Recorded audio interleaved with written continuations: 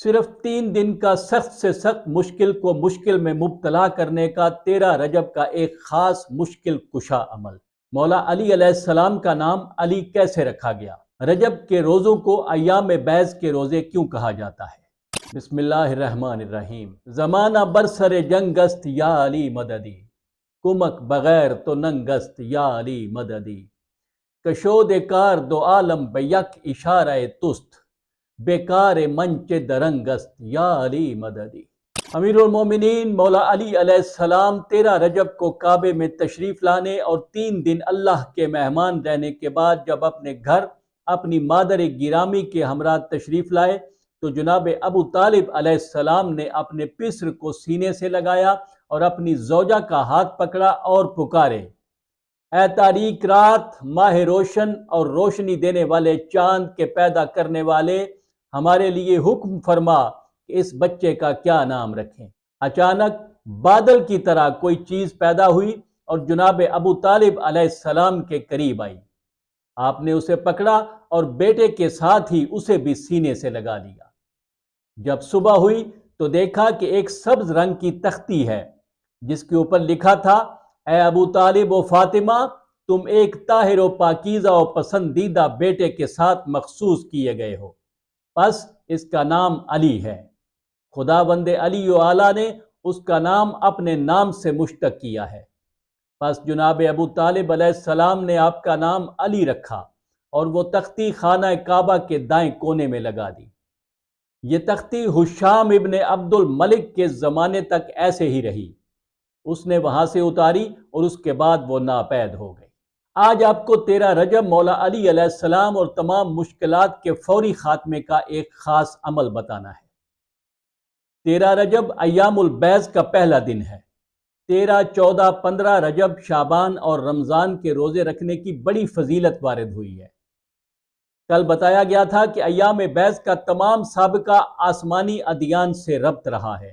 اس سلسلے میں ایک روایت بیان ہوئی ہے کہ جب حضرت آدم علیہ السلام زمین پر آئے تو ان کا سارا بدن سیاہ ہو چکا تھا۔ فرشتوں نے فرمایا کہ اے پروردگار، تو نے ایک مخلوق کو پیدا کیا، اس میں اپنی روح پھونکی، فرشتوں سے سجدہ کرایا، اب ایک خطا کی وجہ سے تو نے اس کی سفید رنگت کو سیاہی میں تبدیل کر دیا ہے۔ آسمان سے ندا آئی، اے آدم، آج اپنے پروردگار کے لیے روزہ رکھو۔